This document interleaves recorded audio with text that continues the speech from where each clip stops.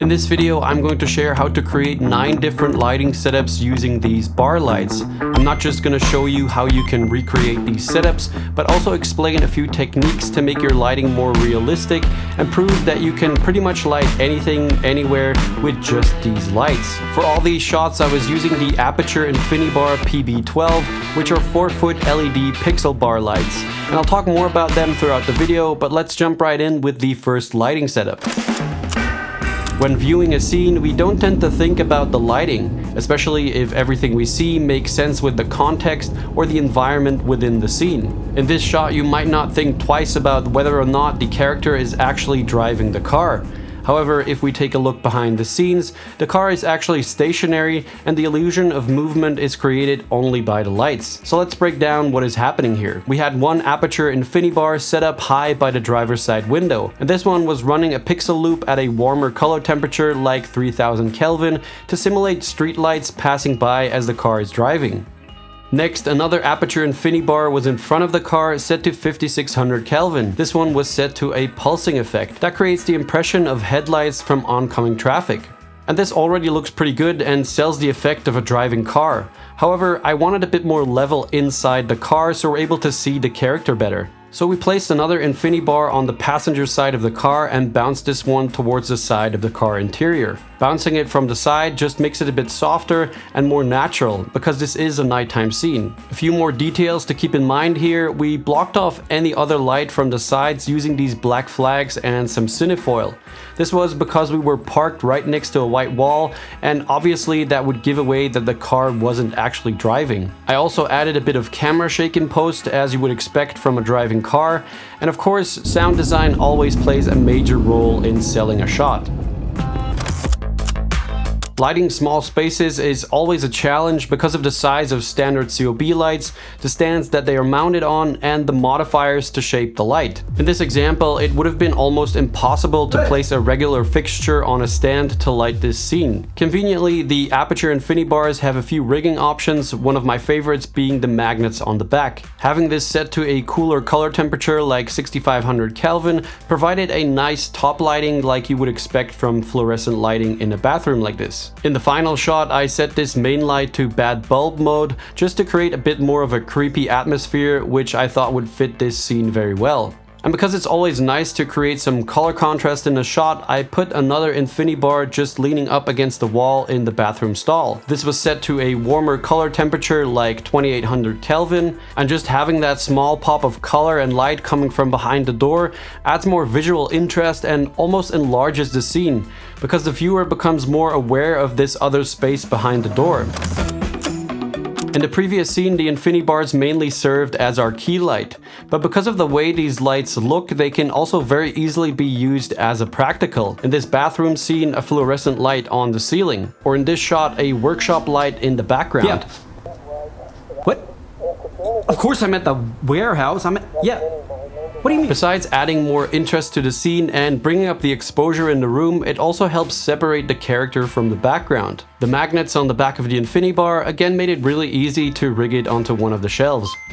Also in this shot, I wanted to create some color contrast. This time I just put a simple household lamp on the opposite side of the frame. This light was also going to be the motivation for the key light, which was an Aputure Infinibar set to a warmer color temperature to match that household lamp. To control this key light and not have it spill all over the room, we attached the grid to the Infinibar. You can see here what a huge difference that makes just in lighting the far side of my face and keeping other areas of the frame untouched. And I have to say, having used similar lights to the Infinibars, the grid attachment of the Infinibars is a game changer.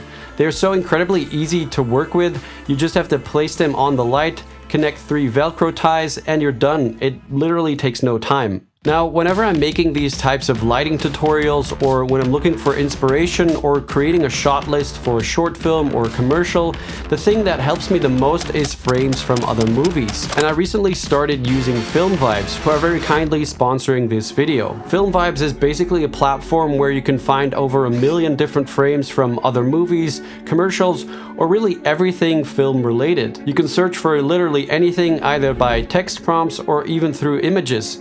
So for the bathroom scene, I typed in gritty bathroom and found a bunch of frames that helped me inspire my lighting setup. And one thing I really like about Film Vibes is that it doesn't just show you stills but also clip outtakes from that frame. You can also search by color, sketch a composition, and add filters like time of day, shot size, or even camera movement to help you find exactly what you're looking for. So check out the link in the description, and for just $6.49 a month you can get access to Film Vibes Pro subscription. Alright, now we've already used the Infinibars for a few more cinematic lighting setups, but these lights are also excellent for things like music videos or more abstract lighting scenarios. Especially if you have a few of these, you can set them up as background or stage elements. The Infinibars have a bunch of different effects that can help create more dynamic shots. For this example, I had 4 Infinibars as my stage elements, all running a pulsating effect at high frequency. As you can see here, the shot with just these lights doesn't look too bad, but I am still too dark. So I used another Infinibar with a grid attached as a key light, and that grid keeps the key light from spilling onto the white background. Then I had one more Infinibar as a rim light on the left of the frame, set to the same green color as the stage lights.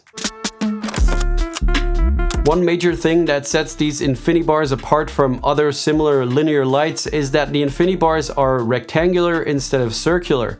So they're not tubes, but they're bars. And that means that they have an illuminated area that goes from edge to edge. And the idea behind that is that you can link these bars together and then have the illuminated area run through however many bars you have connected. That of course gives you a ton of different options when it comes to creating different shapes, and again, using these lights as stage lights, for example. Now, as you can tell, you can definitely still see where the Infinibars connect, but you probably won't be using them so close to the camera like this. And you'll see in just a second that once they are more in the background, that they do create that infinite light effect. So in this first example, I'm creating 2 squares using 4 4-foot Infinibars.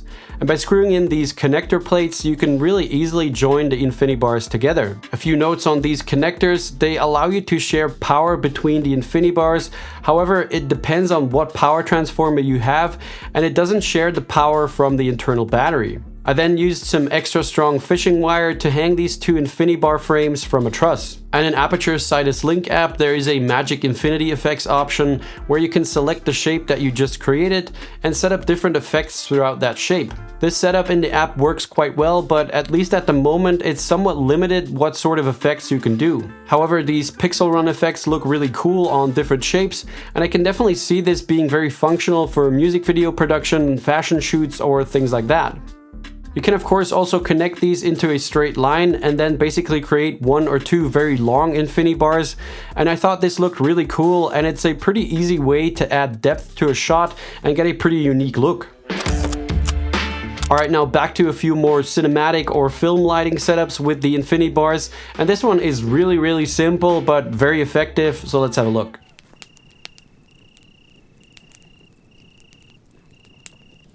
Now, I don't know about you, but I would say that it is pretty much impossible to tell that this was in fact not filmed by a real fire. And similarly to the driving car setup I showed you, here we are creating the illusion of fire with mostly the lighting. The fire effect on the Infinibar already does a very good job with creating this illusion. But by adding in a bit of smoke using this small haze machine, cutting in shots of actual fire and some spark overlays, again, everything we see makes sense within the context of the scene, so the viewer wouldn't think twice on whether or not the fire is real. We've already seen a few examples on how to use the Infinibars in tight spaces, and we can even utilize these to create a very large soft source. This can be useful in a situation like this, where the subject is being lit by evening light from the window. However, as you can see, with our lights turned off, the light from the window isn't bright enough to actually light our subject. So we set up 2 Infinibars behind a large piece of diffusion. 2 of these 4-foot bars are covering enough of the diffusion to create a nice soft source of light. So instead of having a standard lighting fixture pointed at the sheet of diffusion, which would have to be much further away to cover enough of the diffusion, we're able to save a lot of space by just using the Infinibars. You could also just use 1 or 2 Infinibars and achieve a similar effect. However, you can see that this is a much smaller source of light. Whereas with the diffusion in front, our source becomes much larger, similar to the size of a window and even a bit softer.